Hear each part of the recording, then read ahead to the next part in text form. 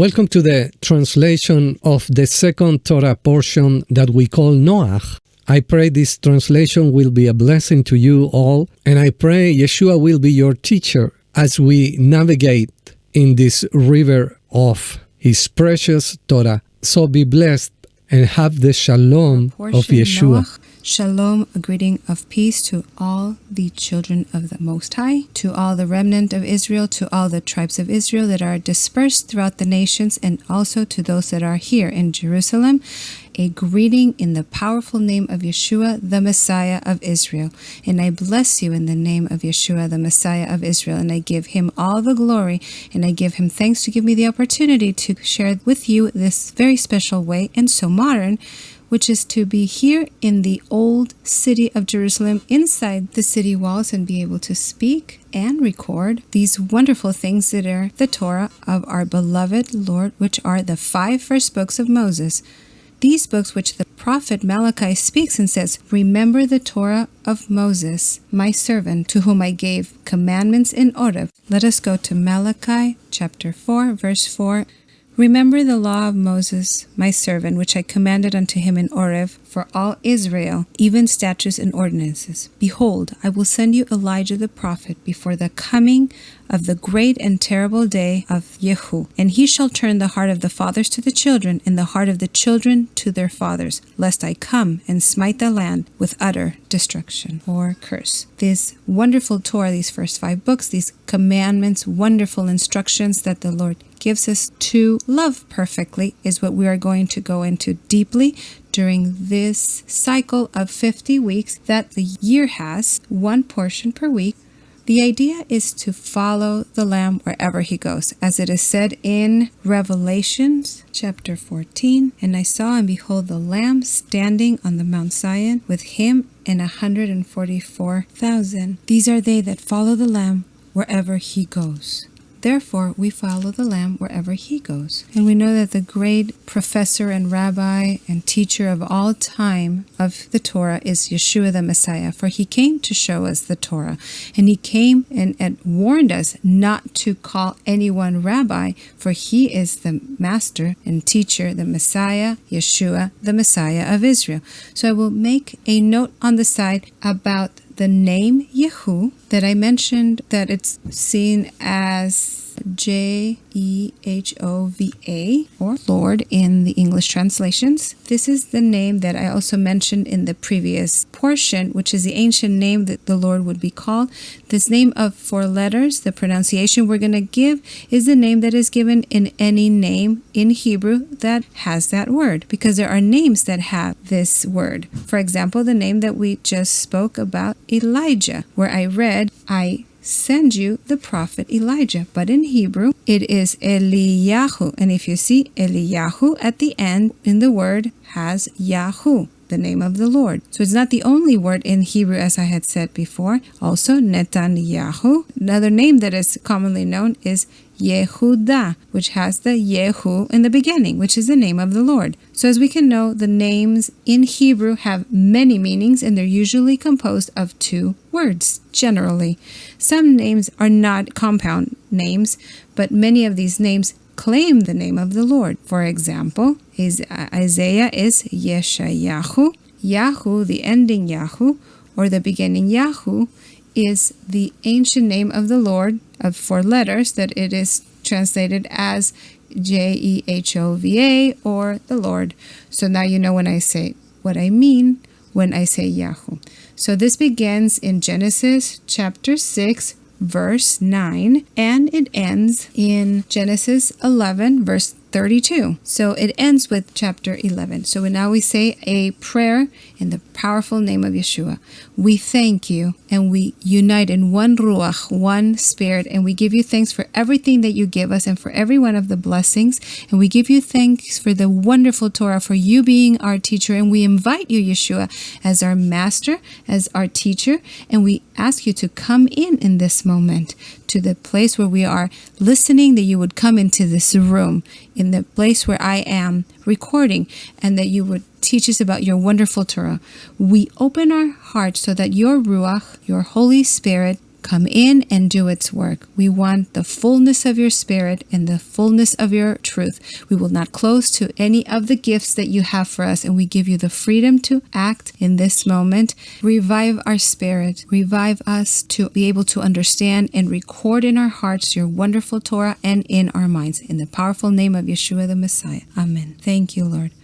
Okay, so it would be good to read the verse of Jeremiah 31, asking the Lord that He would record His Torah, His wonderful Torah, into our hearts and our minds. And it says in verse 31, Behold, the days come, says the Lord YSHUA, that I will make a new covenant with the house of Israel and with the house of Yehudah, not according to the covenant that I made with their fathers in the day that I took them by the hand to bring them out of the land of Egypt, for as much as they broke my covenant. It is translated, they invalidated, but here in Hebrew it says they broke, although it was trespass, not nullified, because the covenant is eternal, as it is written many times in the Torah, that the commandments are eternal. For I was a husband unto them. The covenant was not nullified, nor was it invalidated. It was broken by our forefathers who disobeyed the commandments of the Lord, because covenant is about keeping the covenants. Keep them, you break the covenant, but the covenant is eternal and it cannot be annulled nor invalidated. Therefore, in the verse says, but this is a covenant that I will make with the house of Israel after those days, says YSHUA. I will put my law in their inward parts, and in their heart will I write it, and I will be their Elohim, and they shall be my people. I will give their law in their minds. In the Hebrew it says, I will give their law in their midst, where they are resting. It can also be understood as mind, or it can also be understood as midst, and He will write it in their hearts, and that is what we're asking the Lord. This consists that the covenants of the Torah, the laws of the Torah, are written in their hearts, and we already have the desire to keep it. It's not aggravating. They have never been a burden, and now it is in our hearts to keep it. And that happens when those of us who have a new covenant with the Elohim through the Messiah. Those who receive the Messiah enter into the new covenant where He gives us His Ruach, His Spirit, and we voluntarily want to keep the commandments, because that is what the Ruach does, the Spirit in us. He takes us to keep the commandments of the Lord, so that we won't be a people that perishes because of lack of knowledge, but we learn the commandments and the Torah. Well, the commandments of the Torah are concentrated more further, not so much in the beginning, although there is a mention in them in the portion of the Torah. So I will read from Genesis 6, verse 9. These are the generations of Noach. Noach was in his generation a man righteous and wholehearted. Noah walked with Elohim, and Noah begot 3 sons, Shem, Ham, and Japhet. And the earth was corrupted before Elohim, and the earth was filled with violence. Remember that few verses before, chapter 6, that's what it says. I will read it one more time. Verse 1. And it came to pass, when man began to multiply on the face of the earth, and daughters were born unto them, that the sons of Elohim saw that the daughters of men that were fair, and they took to themselves wives, whomsoever they chose. And the Lord said, My spirit shall not abide in man, or contend with man forever, for that also he is flesh. Therefore shall his days be 120 years. The case that the sons of Elohim did with the children of the men, it was something evil that did not please the Lord. And as you can see in verse 3, that the Lord will no longer contend with man forever, because he was tired, because the earth was corrupted. And part of the corruption was that the sons of Elohim had taken as women the sons of men, disobeying the Lord, just like in that time, as it is written in some book, like the book of Enoch, as it is written also in Genesis itself. This was not pleasing to the Lord. So in Genesis 6, verse 12, it says like so, And Elohim saw that the earth, and behold, it was corrupt, for all flesh had corrupted their way upon the earth. And Elohim said unto Noah, in Hebrew, Noah is pronounced Noach. The end of all flesh is come before me, for the earth is filled with violence because of them. And behold, I will destroy them with the earth. Make for yourself an ark of gopher wood. With rooms shall you make the ark, and shall pitch it within and without with pitch. And this is how you are to make it. The length of the ark 300 cubits, the breadth of it 50 cubits, and the height of it 30 cubits. A light shall you make to the ark, and to a cubit shall you finish it upward. And the door of the ark shall you set thereof on the side, lower, second, and third stories shall you make it. And I, behold, I do bring the flood of waters upon the earth to destroy all flesh, wherein there is breath of life. From under heaven, everything that is in the earth shall perish. But I will establish my covenant with you, and shall come into the ark, you and your sons, and your wife and your sons' wives with you. And of every living thing of all flesh, 2 of every sort shall you bring into the ark, to keep them alive with you. They shall be male and female, of the fowl after their kind, and of the candle after their kind, and of every creeping thing of the ground after its kind. 2 of every sort shall you come unto thee, and to keep them alive. And you shall take of you of all food that is eaten, and gather it to you, and it shall be for food for you and for them. Thus Noach, according to all that Elohim had commanded it, so did he. Those days which were before the flood, as they were eating and drinking, marrying and giving in marriage, until the day that Noach entered into the ark, and they knew not until the flood came and took them all away. So shall be the coming of Ben Adam, of the son of Adam. That's what the original Hebrew says. Son of man is a bad translation of son of Adam. YSHUA was the son of Adam, and it was translated to English in all languages as son of man. But the revelation is that the sons of Adam are the sons of Elohim, and they had always been in the scriptures, but in not understanding that, the translators played everyone as sons of men. And this is very important for this time, and I'll tell you why. A few years back, a brother received a prophetic word, and YSHUA told him this word: the sons of Elohim have turned to sons of men, and only they know who they are. I had mentioned this at some opportunity, but is relevant today for this portion. So what happens is that after prayer, we were able to receive of the Lord that he was saying, this is a case of the doctrine of Balaam, who taught the children of Israel to fornicate, that which is mentioned in Revelation. Remember that he has something against one of the congregations in Revelation 3:14. It says like so: but I have a few things against you, because you have there some that hold on to the teaching of Balaam, who taught Balak to cast a stumbling block before the children of Israel, to eat things sacrificed to idols, and to commit fornication. The doctrine of Balaam has to do with fornication, and what happens is that what YSHUA reveals in this hour is that the children of Elohim must unite with daughters of Elohim, and they cannot unite with daughters of men. And this is for every disciple of YSHUA, spouse that the Lord has predestined. And it is not a case of seeking a spouse, but to await that YSHUA should show and reveal who is that person that corresponds to every disciple, for every son or daughter of Adam, for every son or daughter of Elohim.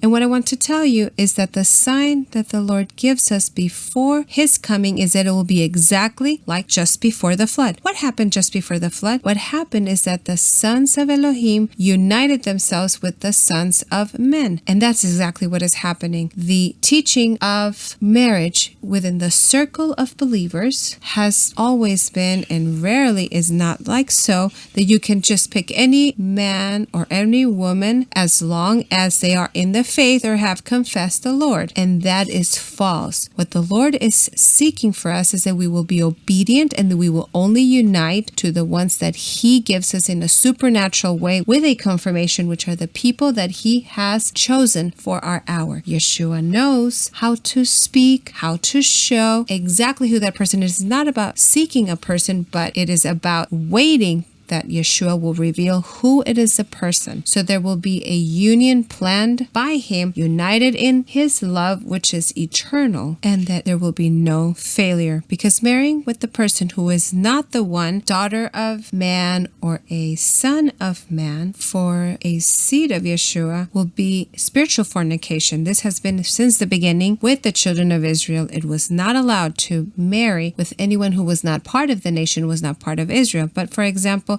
a person who was not part of Israel could enter Israel and live with them and keep the commandments of the Torah and also be united. If they adopted all the commandments of the Lord and all the feasts and all the customs, that Moses ordained to the children of Israel. So if you see, things have not changed until today. The Lord allows those unions when they are His plans. And because we are in a more excellent covenant that is eternal, which He is the one guiding us through the Ruach HaKodesh, giving us dreams and giving us visions, it is much easier to keep. But we have to have the patience of waiting to hear the voice of the Lord and then act. It is the Holy Spirit that guides us to all truth and announces those things that are to come. So what used to happen before the flood, that the earth had corrupted itself, including the fornication of the children of Elohim, uniting themselves with the children of man. Another point I want to give you that is wonderful that we have here, because we have discovered in the first portion of the Torah that the Lord establishes the Sabbath, Shabbat, as a holy and blessed day much before the children of Israel existed. So the case of Shabbat, it is not about the children of Israel or the tribe of Judah. It has to do with the beginning of the creation of the world. Can you see it, brethren? YSHUA, the Creator, established it in the beginning. In the beginning, He created and established and blessed the Shabbat. And He places in chapter 7, we break a great tradition, culturally inherited tradition, that has been told that Noach entered with only 2 animals of every species, which is false. He came in with 7 pairs of every species of the animals that are actually food. And the animals that are not food, that are unclean, there was only 1 pair. Therefore, for cows, there were 7 pairs. But lions, there were only 1 pair. Can you see it? So that we will not believe that this is just a fable, but that it is true, we're able to add a few more scientific facts for those who have a hard time believing, or in order to share this with non-believers. We're able to see 2 things here that can be scientifically proven, that have scientific basis. I can say of one case that there is a brother, Monty Judah. He lives in the United States and he is an engineer. I'm not sure what is his specialty, but he made a structural engineer study. A group of engineers gathered and they came to the conclusion that they were going to make an analysis of the Ark of Noah according to the measurement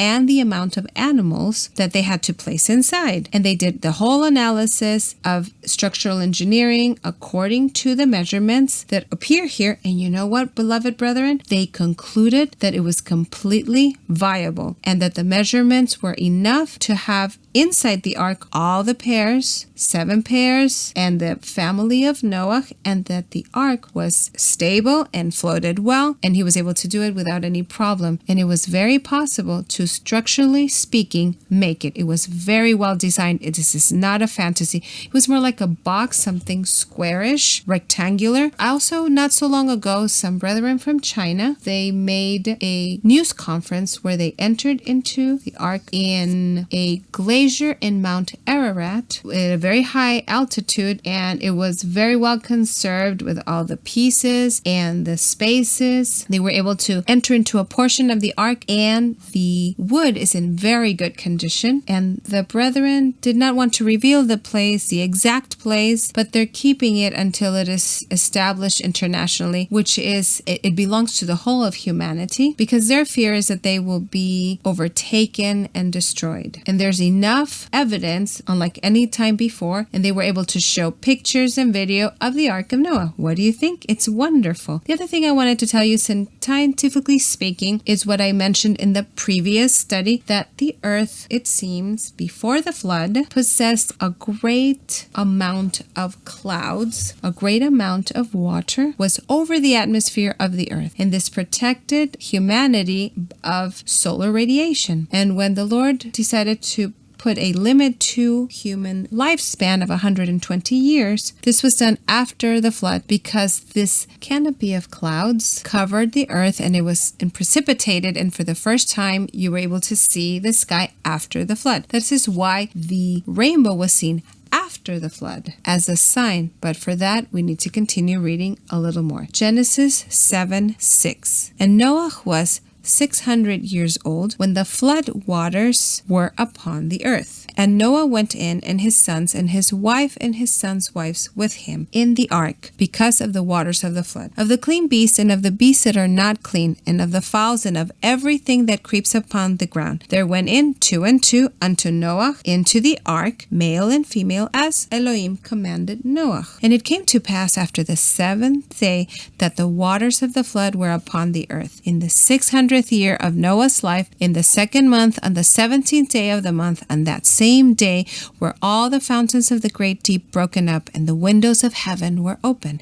And the rain was upon the earth 40 days and 40 nights. In the same day entered Noah, Shem, and Ham, and Japhet, and the sons of Noah, and Noah's wife, and the 3 wives of his sons with them into the ark. They and every beast of his kind, and all the cattle after the kind, and every creeping thing that creepeth upon the earth after its kind, and every fowl after its kind, and every bird of every sort. And they went in unto Noah into the ark, 2 and 2 of all flesh, wherein is the breath of life. And they that went in male and female of all flesh, as Elohim commanded him. And Yehu shut him in. Look, the Lord himself closed the door. And the flood was 40 days upon the earth, and the waters increased and bore up the ark, and it was lifted up above the earth, and the waters prevailed and increased greatly upon the, and the ark went upon the face of the waters, and the waters prevailed exceedingly upon the earth, and all the high mountains that were under the whole heaven were covered 15 cubits upward, that the waters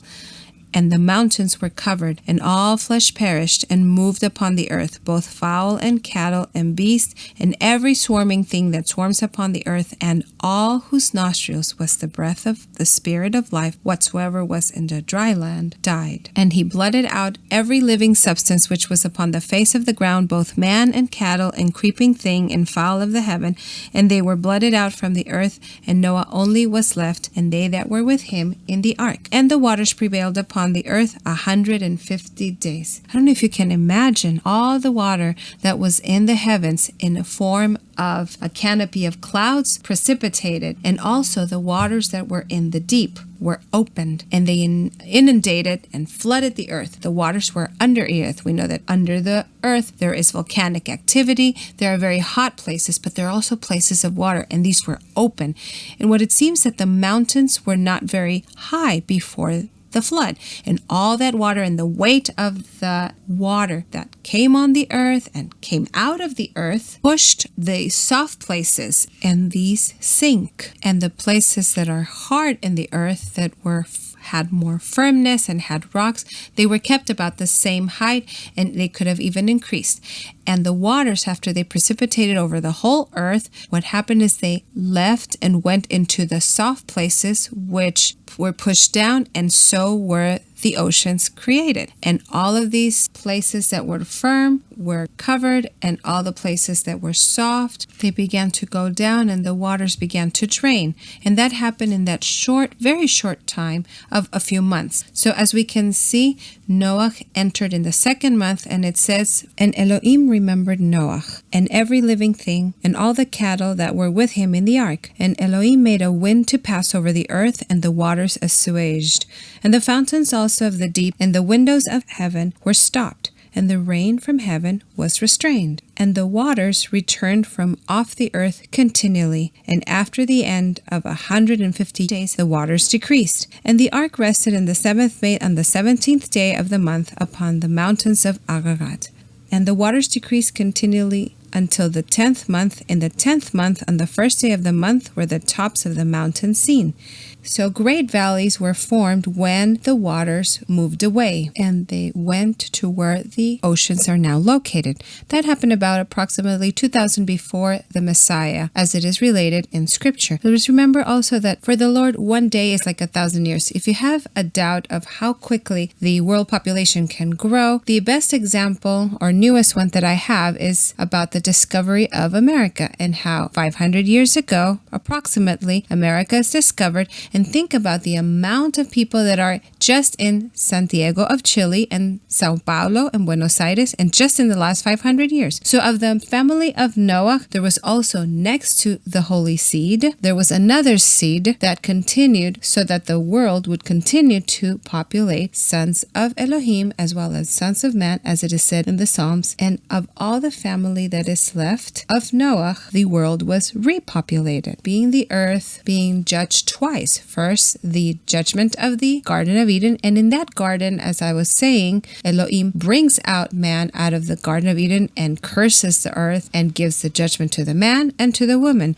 And the judgment that Elohim makes, the judgment of the waters with Noah, also changes nature, and physically the earth changes after the flood. For as we know and as we have spoken, after having a great amount of water as a canopy of clouds, all of these waters are precipitated, and now we have the nature that we have nowadays, which is contact with the sun. And we're able to see the sun with a great amount of radiation and deteriorates and ages our bodies much quicker than the patriarchs did. After the flood, we're able to see that the age of man becomes diminished drastically after the judgment of the flood. What the Lord did is he had to judge and limit the years of man with this phenomenon of precipitating all the water that were over the earth. And if we think about that this earth was covered with this great amount of water, the earth was at a higher atmospheric pressure, which has been calculated, I'm not sure how much, but it's about 5 times more than the current atmospheric pressure that we have today. That would be extremely beneficial to health, because the amount of oxygen that you would be breathing every time you take a breath would be 5 times greater than what you have now. And for this reason, people had more vitality, lived longer. Can you see this, brethren? This is not something that's like a fable or any kind of story, but it is a story of us, the story of creation. So this is the second great judgment that limits our nature compared to what it was before in the Garden of Eden. Our hope is in YSHUA, our Messiah, because he returns to us and breaks the curse and returns us to what we were when we're in the Garden of Eden, as we were able to take from the tree of life, of which we have eaten. And we have decided to receive the tree of life, which is YSHUA, our Savior. He is our Lord and he is our Elohim. This is wonderful, and to him be all the glory. The flood is something to meditate upon, to ask YSHUA, to seek of him what are the signs that we need in order to understand that the return of YSHUA is close. We must keep that present.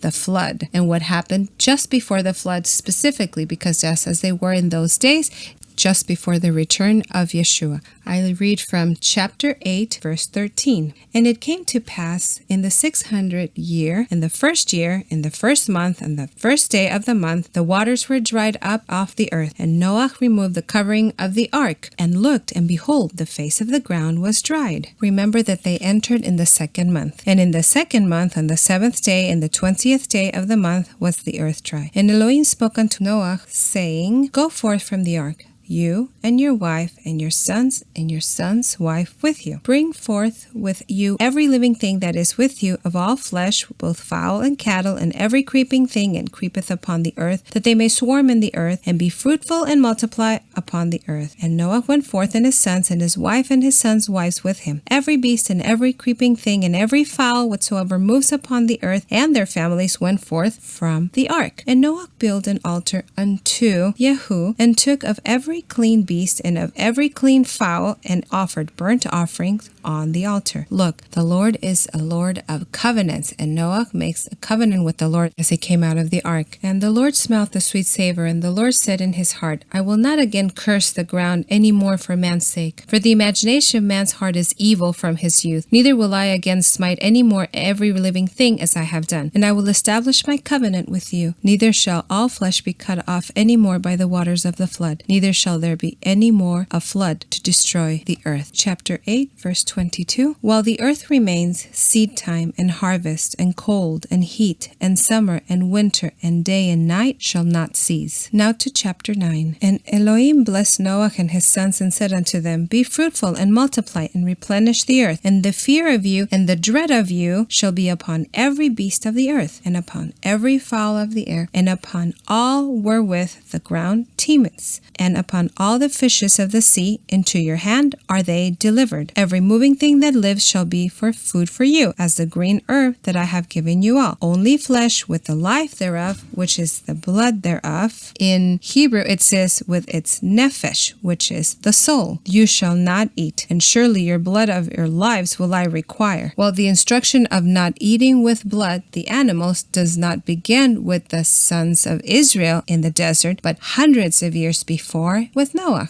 The wonderful thing about reading the Torah is you understand that Shabbat is firstly established by the Creator in the creation, and then which animals are clean and unclean were defined since the creation. Since creation, not just part of the covenant that Elohim made with the children of Israel in the desert, and also of not eating meat with its blood is also a covenant or commandment that God made with Noah after the flood. These are eternal commandments. This commandment that says do not eat the meat with its blood because the blood contains the nephesh, the soul. And this is repeated to Moses in Deuteronomy chapter 12 verse 23. Only be steadfast in not eating the blood, for the blood is the nephesh, the soul, and you shall not eat the nephesh, the soul, with the flesh. You shall not eat it. You shall pour it upon the earth as water. You shall not eat it, that it may go well with you and with your children after you, when you shall do what is right in the eyes of YSHUA. The commandment of not eating blood is an extremely important commandment, so important that even in the chronicles of the first believers, it has appeared as they instructed the new believers to not eat anything that had died of itself, that had blood in it, that had been sacrificed to idols, things that were in the Torah. It is a grave fault to eat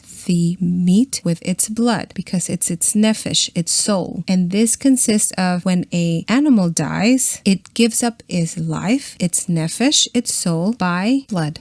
And that blood must be placed or thrown into the earth. That is how animals should be drained of their blood. Otherwise, their soul will remain in the blood. Spiritually speaking, this is related to unclean spirits and all types of sicknesses and things that can remain in the animal. So it's not just a sin to eat the animal when it has not been properly killed because it's contaminated with uncleanliness of soul, but also the meat might have uncleanliness. And what type? I don't have the revelation, but it could be uncleanliness of sicknesses or uncleanliness of a type that has to be expelled through prayer and fasting. This sin is a grave sin, but we know that those who are in the nations, you have a problem where in many countries it is not possible to find meat that has been properly killed. The meat that is from animals that have been killed properly nowadays is called kosher, and this meat is usually more expensive than the regular meat, but the true problem is that it's sometimes hard to find, especially in faraway places. The Jews established certain rules in order to kill animals, and some of these rules are unnecessary that have nothing to do with the commandments of the Lord. But the rule that they do keep is that the animal must die by draining its blood, which is correct. And in this case, the Jews are keeping the Torah. Obviously, is that they add a lot more rules than what the Torah says, and at the end, you end up keeping more commandments of man than commandments of Elohim. But in the case of the meat that is certified kosher by the religious Jews really does keep the rules of the Torah, the commandments of the Lord, of not being killed in a shock, but have been killed and drained properly. And in parentheses, I can say that the meat of animals that have been killed in the proper way is a lot more savory and tasty than the meat of animals that have been killed by electric shock. I recommend that all of us should go to the Lord. He will guide us to see where we can find this type of meat. And then, of course, of the unclean animals, there is no way to purify them because it has been defined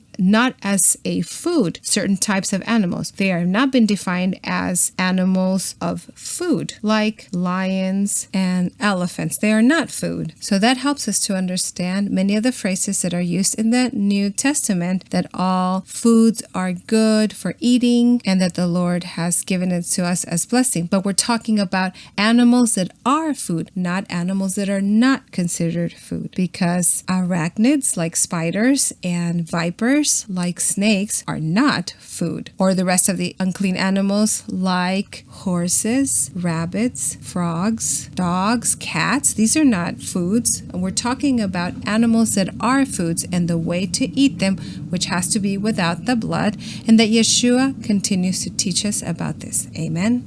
Now I read from Genesis chapter 9, verse 11. And I will establish my covenant with you, neither shall all flesh be cut off any more by the waters of the flood, neither shall there any more be a flood to destroy the earth. And Elohim said, this is a token of the covenant, or the sign which I make between me and you and every living creature that is with you for perpetual generations. It is an eternal covenant. Elohim is an eternal Elohim and of eternal covenants. Verse 13. I have set my bow in the clouds when I bring clouds over the earth, and the bow is seen in the cloud, that I will remember my covenant which is between me and you and every living creature and all flesh, and the waters shall no more become a flood to destroy all flesh. And the bow shall be in the cloud, and I will look upon it, that I might remember the everlasting covenant between Elohim and every living creature of all flesh that is upon the earth. And Elohim said to Noah, this is a token and sign of the covenant which I have established between me and all the flesh that is upon the earth. Chapter 10 talks about the descendants and the generations of the sons of Noah. I will not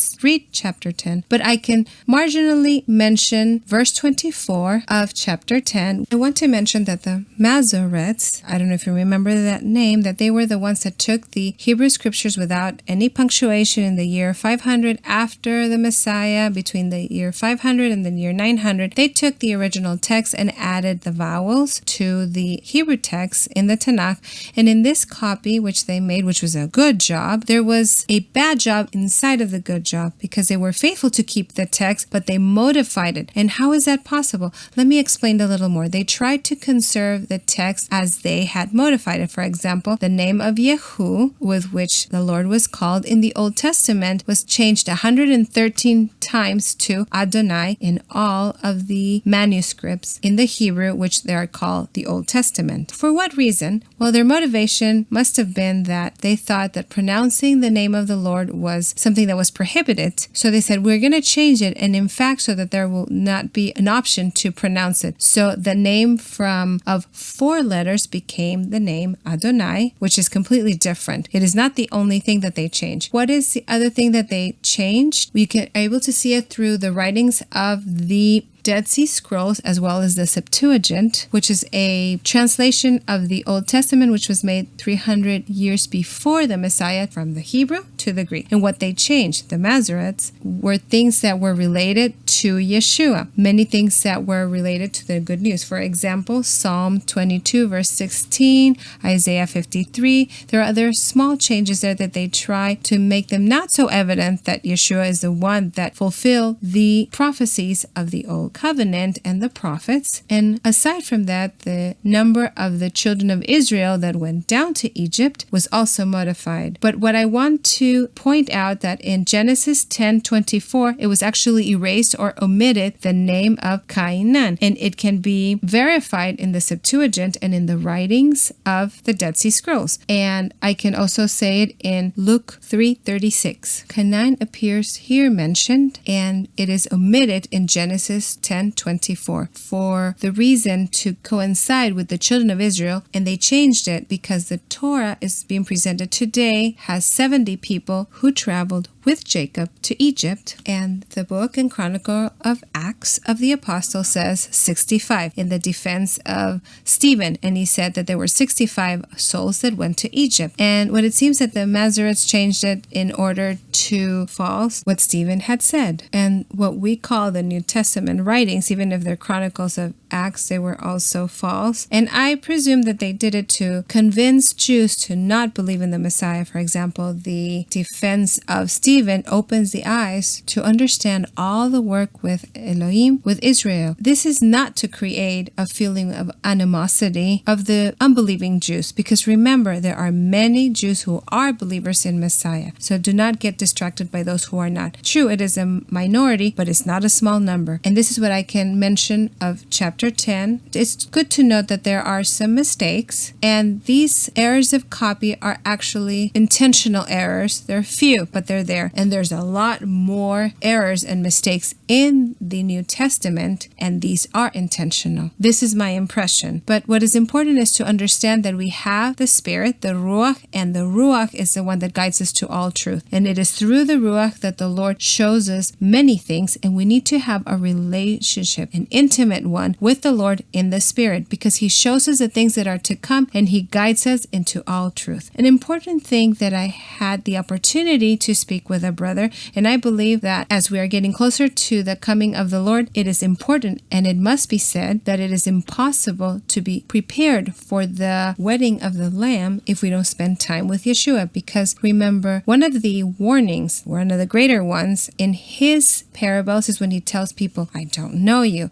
And in order to know Him and for Him to know us, we must spend time with Him. So if you don't normally spend time with Him, leave all activity that is unnecessary, all activity that keeps you busy and takes away your time, and try to spend some time in the morning, an hour with the Lord, praising Him, worshiping Him, reading the Word, asking Him questions, praying in the Spirit, asking Him things. If you have tongues, if you can, but if not, conversing with Him. Take the time every day to spend at least an hour with YSHUA. From there, life emanates, and there is no other way to be prepared for the wedding of the Lamb if we don't spend time with YSHUA in intimacy and prayer. So take this as a warning, as a great voice of shofar. You must adapt and adopt this. It is important to spend time in intimacy, that be in a service on Sunday or participating in a religious activities, or prepare and connect or work on the audio or clean up the bathrooms of the place of meeting. It is more important to spend time with YSHUA. Staying in a room with YSHUA, that will of course prepare you. And after spending time with YSHUA, you will clearly understand the will that He has for you. And it might be that He'll take you to one place or to another, but the most important thing is to begin time with the Lord at home and spend time with Him. So that is the warning for all of us, for from there life springs forth. We want to be ready for the coming of the Lord. We need to spend time in intimacy with the Lord. I remember a vision of a sister who was able to see that YSHUA was crying, and he was crying saying that his people, that his children did not spend time with him, and the Lord was saying that they were so busy with their activities and they called them ministries. So the warning was the activities take time away from the Lord, whether of one type or of another. So go to sleep earlier so that you can get up earlier, so you can spend some time in the morning with the Lord. And if you cannot, do it in the afternoon. If sometimes in the morning, sometimes in the afternoon, just close your door and spend time with the Lord. Remember that YSHUA gave the example that He was going to reward us in public, but He says, when you pray, go into your secret place and ask of the Father who is in secret, and He that seeks in secret, He will recompense you or reward you in public. A brother shared this testimony that he asked YSHUA that if he was ready for the wedding, and He showed him a vision that he was flying in the heavenlies and he was going up and down and up and down. YSHUA, he said he needed to stop being on the computer, turn it off in the afternoon and spend some time with Him. He says, now you're ready for the wedding of the Lamb. So it is important that we are all prepared, and if we think that we're going to be prepared without knowing YSHUA, without Him knowing us, then it is just a deception. So we ask YSHUA for help in order to spend time with Him. Genesis 11. And the whole earth was of one language and of one speech. And it came to pass as they journeyed east that they found a plain in the land of Shinar, and there they dwelt. And they said to one another, come, let us make brick and burn them thoroughly. And they had brick for stone, and slime had they for mortar. As they said, come, let us build a city and a tower with its top in the heavens, heaven, and let us make us a name, lest we be scattered abroad upon the face of the whole earth. And Yehu came down to see the city and the tower which the children of men built. And Yehu said, Behold, they are one people, and they have all one language, and this is what they began to do. And now nothing will be withholden from them, which they purpose to do. Come, let us go down, and there confound their language, that they may not understand one another's speech. So Yehu scattered them abroad from there upon the face of all the earth, and they left off to build the city. Therefore was the name of it called Babel, because there did Yehu confound the language of the earth, and from there did Yehu scatter them upon the face of all the earth. Again, judgment. Why judgment? That is what the selfishness of man that wanted to create a tower,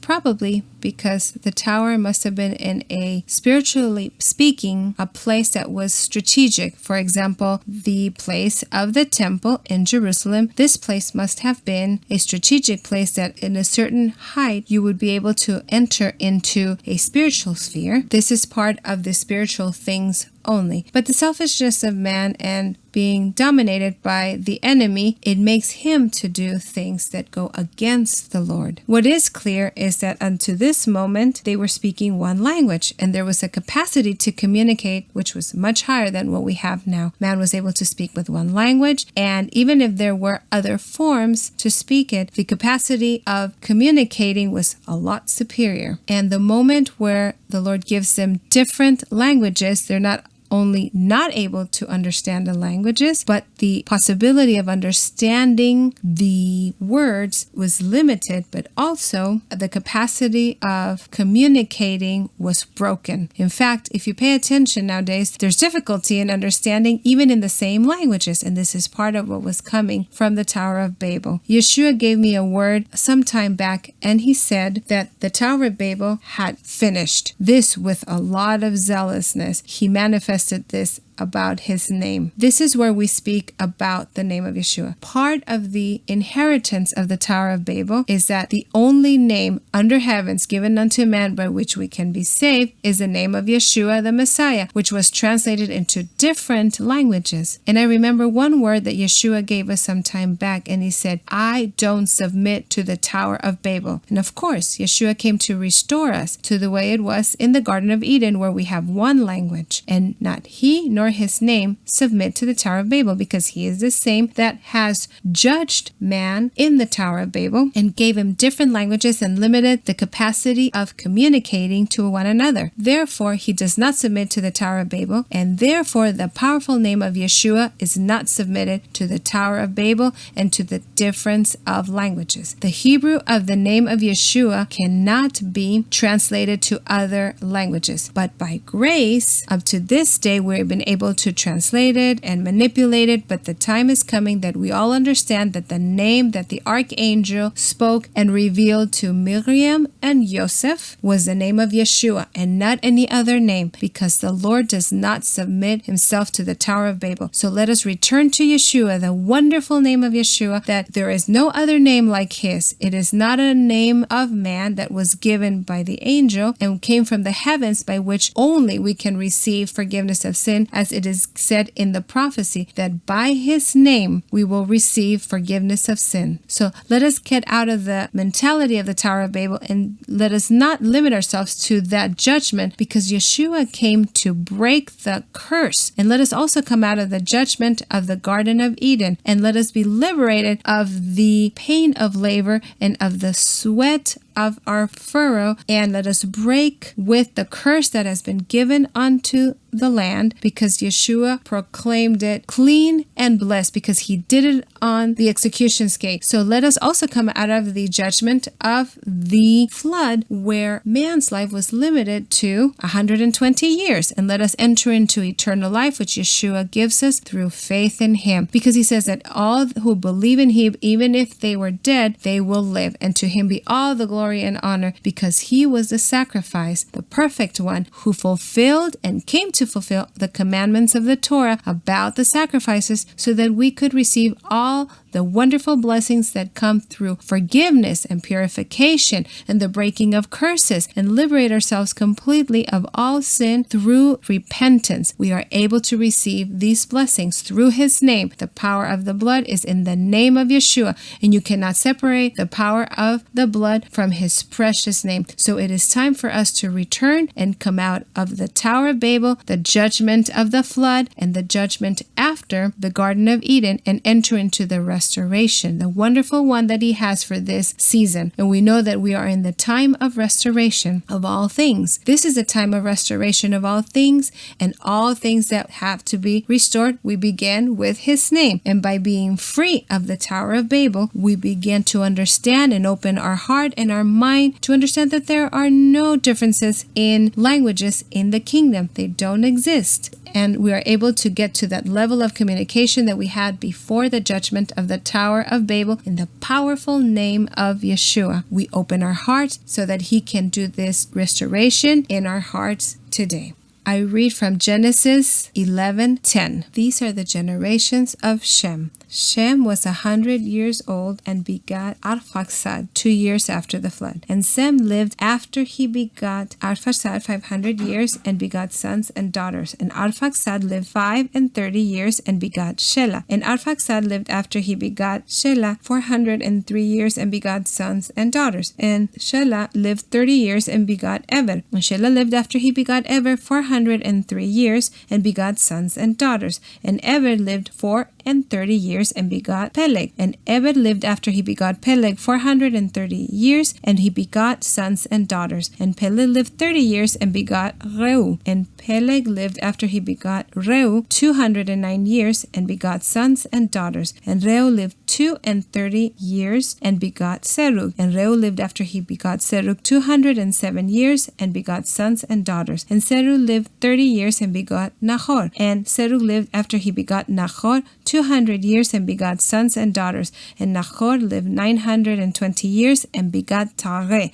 And Nahor lived after he begot Tareh 119 years and begot sons and daughters. And Tareh lived 70 years and begot Avram, Nahor, and Haran. Now these are the generations of Tareh. Tareh begot Avram, Nahor, and Haran begot Lot. And Haran died in the presence of his father Tareh, in the land of his nativity in Ur of the Chaldees. And Abram and Nahor took them wives. The name of Abram's wife was Sarai, and the name of Nahor's wife was Milcah, the daughter of Haran, the father of Milcah and the father of Iscah. And Sarai was barren, she had no child. And Tareh took Abram his son, and Lot the son of Haran, his son's son, and Sarai his daughter-in-law, his son's Abram's wife, and they went forth with them from Ur of the Chaldees to go into the land of Canaan, and they came unto Haran and dwelt there. And the days of Tareh were 205 years, and Tareh died in Haran. Now the land of Canaan is mentioned in chapter 10 and verse 19 of Genesis, where appear the generations of Noach. In verse 19 I read,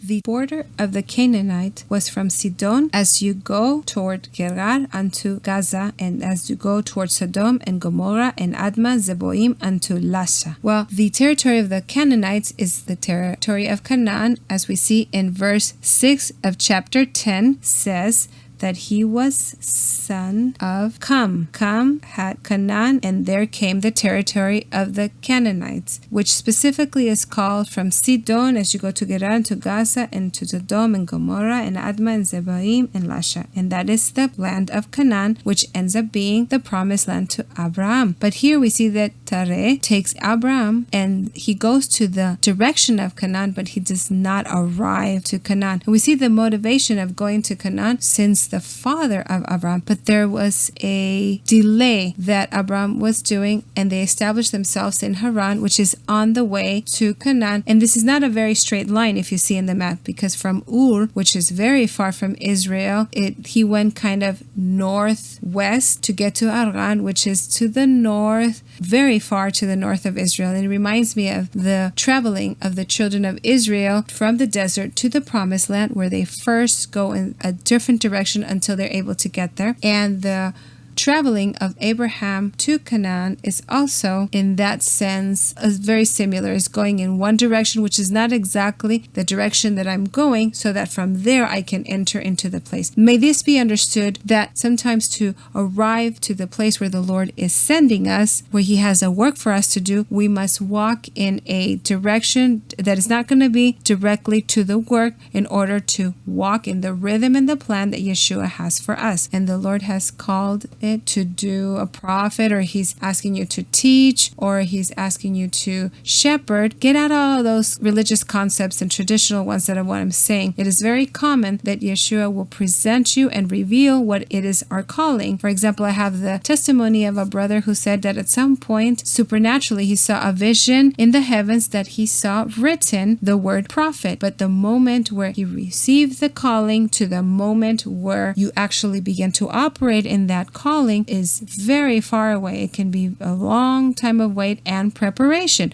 But a warning for what I am saying, that times are getting shorter because of the coming of the Lord, and the preparation of a few is going to be very short in the days to come, especially for the children who have received the greatest gifting that the Lord has deposited for this season for the children. So you should never look down on the children. You should not take them out of the congregation of the holy ones, for in them are the greatest gifts. So if when you take out the children out of the congregation of the holy ones, you're going to be left out without the greatest giftings that the Lord has prepared for this time. So no more of dividing the children and the young people and the little ones, but it should be in a different way. If you feel it in a different way, then you're not feeling what the Lord is saying in this hour, and you should expel all spirit of division that may be in there. Children and young people and old people and adults all united, seeking the Lord with one heart, and we're taking there the path that the Lord is giving us to get to that promised place, which might not be direct. So if you know that the Lord has called you to do something and He supernaturally has shown you what it is, don't expect it to go on a straight path. Expect that YSHUA will take you to a desert first, and to the north, and then to the south, as it happened to Abraham. And this is what we can learn to this small writing about Abraham. Well, we have come to the end of this portion, and of course we have not tried to read all of the text, but we have tried to read wherever YSHUA was directing on this day. The great blessing of YSHUA be over all my brethren. I pray, YSHUA, that you will take to every one of our hands and teach us more about this portion and about the judgments in the life of Noah and Abraham, and the wonderful judgments that are yours, and that you, as you do this great work on the execution stake, that you came to break all those judgments and you took us to a place of blessing, that we are able to take the inheritance and the blessings that you have for us. Teach us how to do that and increase our love for the Torah, which is you yourself, that it would be in each one of us, that we will have the same spirit and the same truth in each one of us, and we have one single vision and one unity in the truth, and one single light bulb going towards you, being in unity with one objective in order to get to the goal that you have for each one of us, in the powerful name of YSHUA. And I bless my brothers, and I say that the peace be over Israel, the remnant of Israel, and also in the country and the nation of Israel, and all men of goodwill, in the powerful name of YSHUA. YSHUA is with you.